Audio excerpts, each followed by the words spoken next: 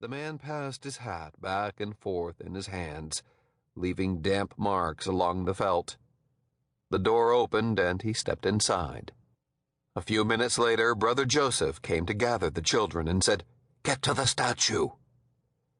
The statue of St. Anthony sat in the center of the yard. It was carved from marble, dressed in the robes of the Franciscan friars. The dome of St. Anthony's head was bald, with a halo circling his brow. In one hand he held a lily, and in the other a small child wearing a crown. The child was holding out one palm in supplication, and using the other to touch the saint's cheek. There were times, when the sun receded in the afternoon and shadows played across the stone, that the touch looked more like a slap. This child was Jesus Christ, and the pairing was proof of St. Anthony's ability to carry messages to God. When a loaf of bread went missing from the kitchen, or Father John couldn't find the keys to the chapel, the children were sent to the statue. "St. Anthony, come bring what I've lost back to me." Catholics were rare in this part of New England. A local Irishman who had made a fortune pressing cheap grapes into strong port had left his vineyard to the church in a desperate bid for heaven before he died. The brothers of St. Anthony were sent to claim the land and build the monastery. They found themselves surrounded by Protestants, who, in the first month of their arrival, burned down the barn, fouled the well, and caught two brothers after dark on the road and sent them home tarred and feathered.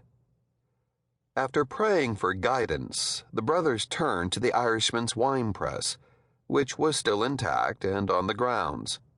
Plants were sent from Italy, and after some trial and error, the brothers matched the right vine with their stony New England soil. Before long, St. Anthony's became well known for their particular vintage, which they aged in old wooden casks and used for their morning and evening masses. The unconsecrated wine was sold to the local taverns and also to individual landowners, who sent their servants to collect the bottles in the night, so that their neighbors would not see them doing business with Catholics. Soon after this, the first child was left. Brother Joseph heard cries one morning before sunrise and opened the door to find a baby wrapped in a soiled dress. The second child was left in a bucket near the well, the third in a basket by the outhouse. Girls were collected every few months by the Sisters of Charity, who worked in a hospital some distance away.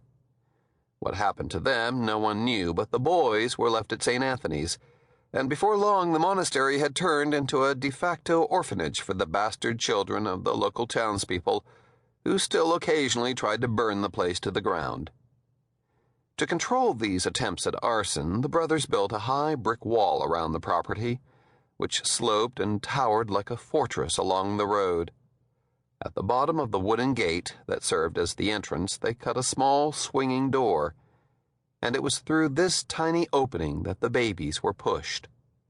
Wren was told that he too had been pushed through this gate and found the following morning, covered in mud in the prior's garden.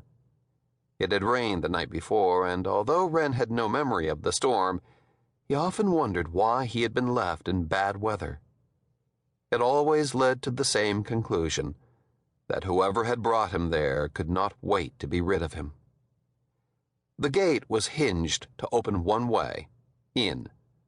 When Wren pushed at the tiny door with his finger, he could feel the strength of the wooden frame behind it. There was no handle on the children's side, no groove to lift from underneath. The wood was heavy, thick, and old, a fine piece of oak planed years before from the woods beyond the orphanage. Wren liked to imagine he felt a pressure in return, a mother reaching back through, changing her mind, groping wildly, a thin white arm. Underneath St. Anthony's statue, the younger boys fidgeted and pushed. The older ones cleared their throats nervously. Brother Joseph walked down the line and straightened their clothes or spit on his hand and scrubbed their faces, bumping his large stomach into the children who had fallen out of place. He pushed it now toward a 6-year-old who had suddenly sprung a bloody nose from the